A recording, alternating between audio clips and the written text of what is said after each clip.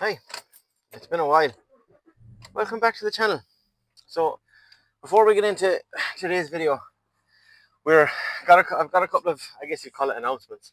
Firstly, we're sitting in my new daily driver. That's going to be the next video that you guys see on the channel. But the big announcement, I guess you'd say, is I started a car club. I guess you call it. It's nothing serious, nothing crazy. It's just an Instagram page and a TikTok page, and I might put some videos together and little photo shoots and go to events and stuff like that, and label it as like a club event kind of thing, I guess, as opposed to just myself. It's at Rise Car Club and Rise Car Club on TikTok as well. I'll put the links there on the screen and down in the box for you as well.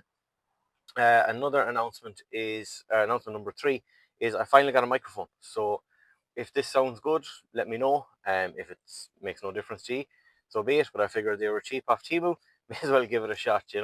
So we're just going to go for a spin in my new daily driver. I've got a couple of things to do, but the purpose of this video, as you've seen in the thumbnail, is to show you guys my dream workshop. It's done essentially. Tiny little things to do, but I'm going to show you guys around that place. It's been a long time coming, about 2 years coming, about a year longer than it should have been, and I'll explain why once we get into the video. But for now, a couple of jobs to do in the new daily, so let's go do that and then we'll get into the video.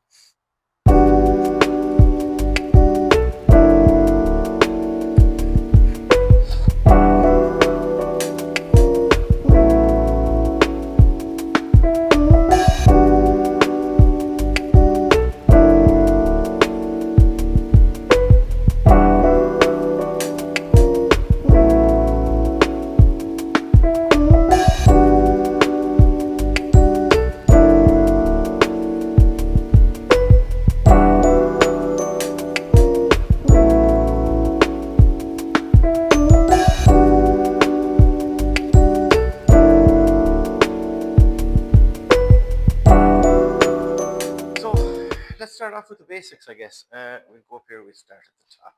Now, if you're new to the channel or you haven't seen any of the other videos about the workshop, their playlist will be linked below. But the dimensions are, let's zoom out a little bit. From here to here is 9 meters or 27 feet.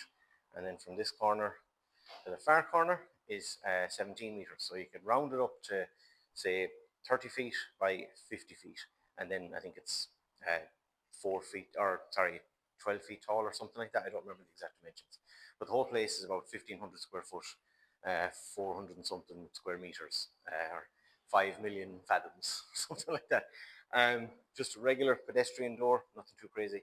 The roller door then is 13 feet wide and probably 13 tall as well. I don't remember the exact dimensions. We can operate it obviously off the zapper just there that you would have seen. You can also do it manually off the chain hanging up there, but we never do it because we have 2 little clicker guys for it. So that corner, this beam that you're looking at in the middle, as far as that beam right there, that whole corner belongs to my brother. He's kind of bought that corner off me, I guess you'd say. And he makes furniture and stuff like that. So he'll be doing his projects out of there. Let's see, what else have we got? We have lots and lots and lots and lots of power outlets. So let's see, we've got one in there just for the phone charger and stuff. Then my brother has 1, 2, 3, 4, 5, 6. Then I have another one here, 7. I kept that one close to the door in case you're doing something outside. And another one here, another one back there, and then I've got one on this wall, I've got one on this wall, I've got one just there, and then there's another one behind there that runs the compressor outside. We'll show you that in a couple of minutes. But the place has turned out absolutely incredible. Like I couldn't be any happier with it. It's like the ultimate man cave. Not only is it cool to have a place to work on my own projects and stuff, but I've had friends out here, for a look at their cars and even just to hang out and stuff. It's nice to have the couch there, and we've got the TV over there and a PlayStation in the press there for the odd time we can set that up. But overall, the place has come out really, really good. I couldn't be any happier with it. So as for tooling and storage, I suppose these 2 units are just cheapy ones. They're actually from Lidl, but they're actually really, really good. They're a cheap little unit, just like myself. That one is all spares for the lowrider. Pretty much a couple of smaller things up there for the daily. A few other random, just a little bit old air suspension parts and stuff like that. This one then is all Polo and Beetle stuff and a few other random things. I only got that one a couple of weeks ago, or a couple of days ago. Sorry, that'll get filled up as well.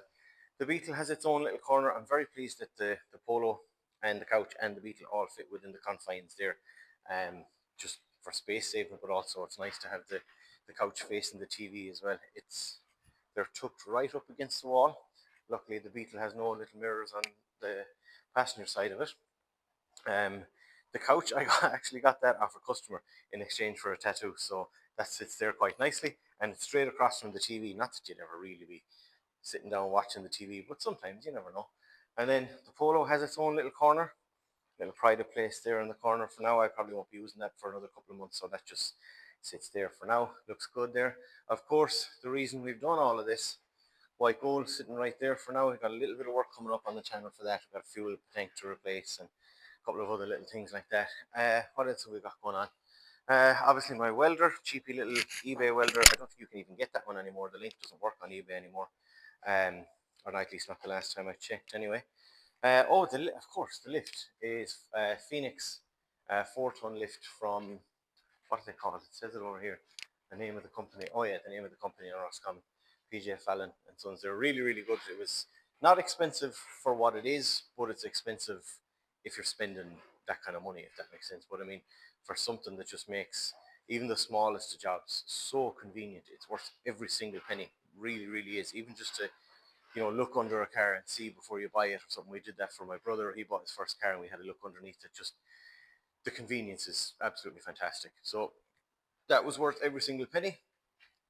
My toolbox is from a place locally here. They're called rackzone.ie. I think they're the ones, and I don't follow all of his stuff, but the guy James Dean, the drift world champion guy from Cork, they're the ones that fitted out all of his place there in a video. I think it was last year or so. That's one of the bigger setups they do. I think they do 4 options. One is, say, just the double press, and I think a single toolbox, and one is, I don't know, there's 3 or 4 different options, and I went for essentially what was the biggest one, just because it has all of my stuff in it. Whereas if you were to buy, that's the toolbox I've had since I was, I think, 24, 25. I've had it for about 20 years. Used to be red and I painted it black recently, but if you think one of those now, even empty, is about 400 or 500 euros. So if you wanted 2 or 3 of them, you'd be spending about 2 grand. I think that whole setup was a touch over 2 grand delivered, so it was well worth it to buy that. I'm even thinking of getting another one, like another one of those presses, just to have a little bit extra space, but probably never need it. On top of that, then, is the monitor for the CCTV. Not that that's, it's just always handy to have. Hopefully, I'll never need to bring it to the 5.0 to show them anything. But other than that, let's see, what have we got going on? The TV on the wall, Chromecast, and then the Bluetooth speaker. There's a small little PlayStation in the press. It never really gets used or anything. My favorite wheel in the whole world, one of my 18 by 10.5 VSKFs, just sits there. I probably should sell those, but I'm also an asshole, so I'll keep them. Little vintage Beetle model that my sister got me when I bought my own Beetle. That is a really cool, actually. Turn it on. 3D printed. Come on, turn on. This is hard to do with one hand. There we go. Honda logo that a dude on Facebook makes. Pretty cool. Just, things to make life easy. These lights up under the toolbox or in the shelf part of it. Bunch of magnets, note taking stuff, gloves, the blue roll, all that kind of stuff. In this press then is where I have, say, the Hoover for the shop or the shed, the 2 car washing buckets, all the car washing supplies, blah blah blah, blue roll, tarps, rags, all that kind of stuff. Nothing too crazy in there. Close that up. Then that one is all like my electrical stuff and cable ties and all that kind of rubbish. Regular toolbox, just 1/2 inches and 3/8 stuff, blah blah blah. Hammers, pry bars, screwdrivers. You don't need to see all that stuff. That one then is, say, Air Tools, I think, is in the bottom. Yeah, Air Tools in the bottom. Howard Tools in there. Sand and stuff. Random stuff. And more random stuff. And in that one, I've loads and loads of oil, like leftovers, I guess you'd call it, from previous stuff. Random stuff, degreasers, tapes, nuts and bolts, all that kind of stuff. My collection of Coke cans, because they all have to go and get recycled now. You know what I'm talking about if you live in Ireland. And then just all sundries, paint, blah blah blah. Keys for the few other cars. I mean, that's just full of all kinds of random stuff. We don't need to go through that. I did manage for free to score a cool little mini fridge. I don't think there's anything in it right now, is there? What's in there? A smoothie and some cola. Oh, the real deal cola. Cool. I've been drinking the cheap little cola lately because real cola has gotten really expensive. But anyway, um, and that's the workbench from the original shed. That if you're super early on the channel, you would have seen. That's the workshop or worktop that I used to use when I was building that car. Or that just has a bunch of other stuff underneath it. Metal chop saw, press brake, device, spare jack stands, blah, blah, blah, all that kind of stuff. So let's see, what else have we got going on in here? Oh yeah, we'll do the lighting stuff again. It's nothing crazy, but it's just kind of nice. I've got everything. Let's see. We've got everything clearly labeled up along there. Not that it really matters, like, but no harm to know. And then we've got the lighting for inside the shed. It's amazing how bright those 6 little panels are, and you can do them independently. You can do, say, the back 3 or the front 3, whatever way you're inclined. What else have we got going on? Oh yeah, this is kind of cool. We have my collection of shoes. We'll see, can we kind of zoom in? So as you might have seen in some of the other videos, say I think these ones are the ones I wore when I built the shed. Those ones are the ones I wore when I built the Honda. Those are a pair that I have, like, the design on them is the same as my sleeve on my right arm. Just looks cool hanging up there. Storage for bumpers, just because they're the kind of stuff that's kind of hard. They take up a lot of space. So we've got bumpers off the Polo, we've got bumpers off the wagon, spare bumpers for the lowrider, stuff like that that hasn't fallen in the last year or so. So I think if it was going to fall, probably would have fallen by now. What have we got going on? The work flag, the Honda flag, the airlift flag. What have we got going on? That was what's the term we use? Sponsored by a place in town one day. That's one of the bigger pieces I ever repaired on the Honda, or on the lowrider. So that sits there, pride of place. A few little pictures of my old cars, like my old IS250, the Buick you might have seen on the channel before. That was an CL7 Accord I had before I had the channel. That's the Polo that I had when I was younger. That's the reason I bought that one. Just some other cool art stuff, like, a couple of awards, things like that. A few photos there by some of the homies. That's another piece of rust that was cut out of my wagon that you would have seen on the channel a little while ago. Obviously, safety third. I don't remember where I got that. I bought stuff off someone on eBay, and he threw that in like a Honda Workshop shirt. I'd never wear it, but it's cool to have. Another printed photo there by the homie Dennis that he took recently. A little bit of the Hot Wheels collection. I think that lights up, doesn't it? Yeah, the batteries are almost dead. 59 rag top that I found on Facebook, and a couple of little Sonic the Hedgehog pops and stuff that my sister gave me.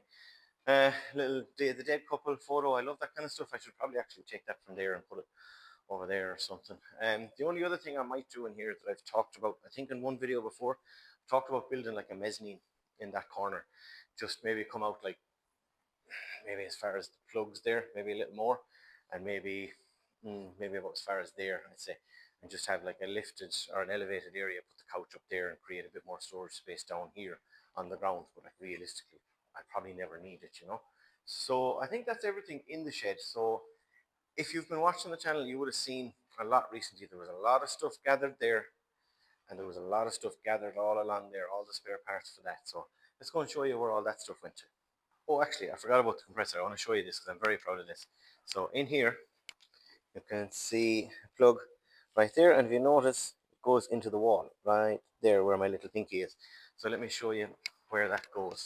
Now, it's probably going to be windy out here, so it might be a bit noisy, but apologies. But I'm very proud of this, so let's take a look. Oh my goodness, that is windy. So that plug comes out through the wall and comes out underneath the shed, underneath the sheeting, and into this box. Now, I'm not going to move all that stuff off it yet, but the compressor is in there. It's in that box, and it's nicely sheltered. So as you can see, the line for the air, or for the compressor, comes all the way along here, and then it's down here somewhere. It goes up into the wall. Oh yeah, there we go. It goes up in behind the sheeting of the shed. So that comes out here. Essentially an air socket on the wall, as opposed to having a noisy compressor just sitting in a corner and an air hose just reeled and thrown over it or something. So if I need compressed air, I literally just have my reel here. That compressor is always on the outside, but if I want to turn it off, I can just shut it off on the switch that I just showed you over there. But for argument's sake, if I need air, just put that guy in there. And not realize that was so stuck. Yeah. yeah, you can hear it, the compressor has just kicked in, so obviously that was empty. But yeah, and then when I'm done, unplug it, obviously tidy that up and put that away again. So that's a really cool solution, I think, to having not such a noisy compressor in a shop, but still having very convenient shop compressed air.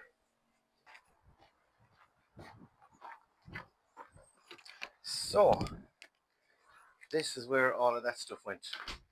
So we've had a stone shed, block shed built, and for now it's a bit of a mess at the minute because I've only just thrown everything in here last week. I need to organise it a bit more, but that's all the spare doors for the Honda, some other old wheels, the donor pieces left up there for the Honda, my painting stands, all the spares for the Honda so far. I need to kind of go through them and categorise them again. Spare bonnets, spare wings, all kinds of stuff. Let me zoom you out a bit more. Yeah. Two spare boots, a subframe, more doors, my painting stand or my painting lights and stuff like that. Obviously the kids' bikes and all that kind of stuff. I'm gonna clean out a lot of that stuff in the coming weeks, just because it's not tight, but it's a bit messy. I'd rather it be a bit tidier. And then without going into too much detail, the side that all my parents' stuff went into, we built like a little mezzanine up there for my mother's stuff and some of my old man stuff and just the usual stuff, nothing crazy. So you might ask, well, what happened? Well, first of all, actually, if you follow me on Instagram, you might have seen this happen.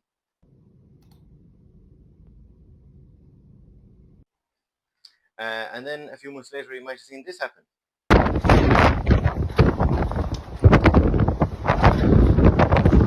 Yeah, so that's why we built this. So what we ended up doing, the sheds that you just saw there that blew away, there was one there. There was 10 foot, 12 foot deep and 10 foot wide, and then there was my one beside it. So as they took off with the wind, we thought, you know what, we're not going to try and, you know, the house insurance would have paid for them and all that, but there's no point. It wouldn't have been worth it doing it again. So we just decided to go block shed, and that's why it's taken so long to get this video out, because the shed itself has been done for over a year. But all of my stuff was in it, all my dad's stuff was in it, my mother's stuff was in it, the kids' stuff was in it, some of my wife's stuff was in it, and now that's all got a place to go in there. Now, the only thing left to be done with that is it needs to get plastered, but there's no hurry with that. That can be done in the next couple of months. But once that's done, all of this scaffold and scaffolding boards, that'll all be gone. That'll be my parking space in there for the new daily. All that stuff will be gone out there. It'll be nice and tidy.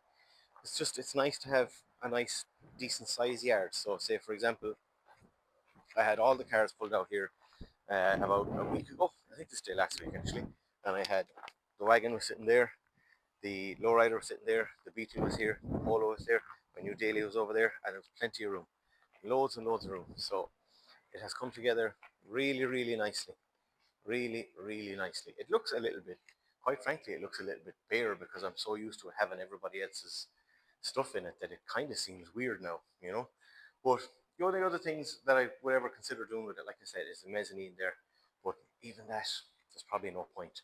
So, with all that being said, the next project that you'll probably see actually taking place in here will either be probably a little cleanup of my new daily first, I'd say.